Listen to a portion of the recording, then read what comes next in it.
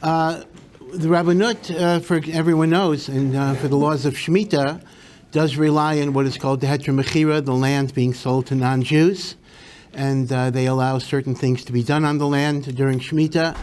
And although the heter mechira was originally approved by the Gadol Hador at the end of the 19th century of Yitzchak Elchanan, and was then developed by Rav Kook, who wrote a whole sefer on it. I'm certainly not mezalzel. If someone relies on heter mechira, they're not bikaris, they're not a kaifer, etc. But it is true that Raiv of the Gedolei Torah say that one should not rely on the heter mechira to allow work during Shemitah.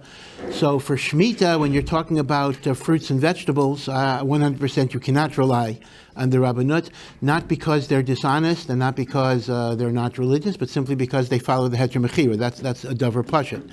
Now, with respect to everything else and the rest of the years, so here is the thing. I know that sometimes you get the impression that eating Rabbanut food is like eating bacon. It's not true. But the Rabbanut is designed to provide a basic level of kashrus for everybody in Israel. So at least people shouldn't be eating nevelos utrefos. Now, because of this, you understand that businesses pay for hashgacha. And the stricter the hashgacha, the more money they have to pay. So a lot of businesses which cater to people who are not religious are not going to spend money on a more expensive hashgacha.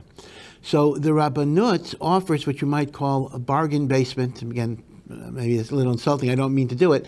They offer a bargain basement hashgacha on the theory that if the business is not going to have any hashgacha at all, it's better that we do something. So as a result, the Rabbanut, offers a lower level of hashgacha than you would have in a mahadran hashgacha. That's a much higher level. Among other things, again, to give a very specific example, the meat of stam Rabbanut hashgacha is not glut, meaning, glut is referring to adhesion, the lack of adhesions on the lung. Non-glut meat has adhesions, but we remove them, etc. And even though 50 years ago, many Ashkenazic Jews did eat non-glut meat, but Bisman Hazeh, Kemat 100% of Bnei Torah eat some type of glut, either regular glut or Chalak Beit Yosef, which is even a higher level. So again, it's not because the Rabbanut is bad. If I care it, they're doing a major service, and I have a lot of admiration for them, but the meat is not glut. Now, in terms of other issues, like Trumos, Maisras, Orla, the Rabbanut is a lot better than it used to be. Interestingly enough, the mashgichim, most of whom are charedim, b'zman hazeh. In fact, Rabbi Yashuv was very instrumental in getting many b'nei Torah into Rabbanut hashgachas. So the truth is, a lot of the bad things, a lot of the lashon hara people said about the Rabbanut is not true, or at least it's not true today. So all I can tell you is this, that a Rabbanut is a basic level of hashgacha, but it's not so strict, and therefore a Ben Torah should normally not go with Rabbanut. Now, Rabbanut has different levels. There's Stam Rabbanut, and then there's Rabbanut Muhuderet, and then there's Rabbanut Mahadrin, and you have to know not to confuse the two. Muhuderet is kind of a new invention, but Rabbanut Mahadran Hashgacha is, well, again, some people won't use it, but I think by and large it is good, but then it depends on the city.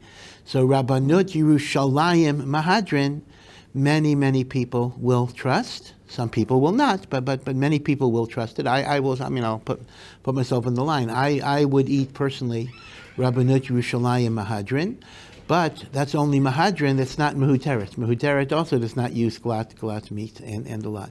So, I don't want to be Mitzi Shemer on the Rabbanut, because like anything else, they're providing a service which if they would not do so, many businesses would be treif, because they don't care. A restaurant in Tel Aviv can get plenty of money from people who don't keep kosher, and if they're going to pay for a hashgacha, they're going to pay as little as they can get away with.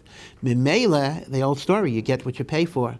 So the Rabbanut has to provide it at cheap, okay? But one should not be Mitzi Shemra on people who rely on the Rabbanut.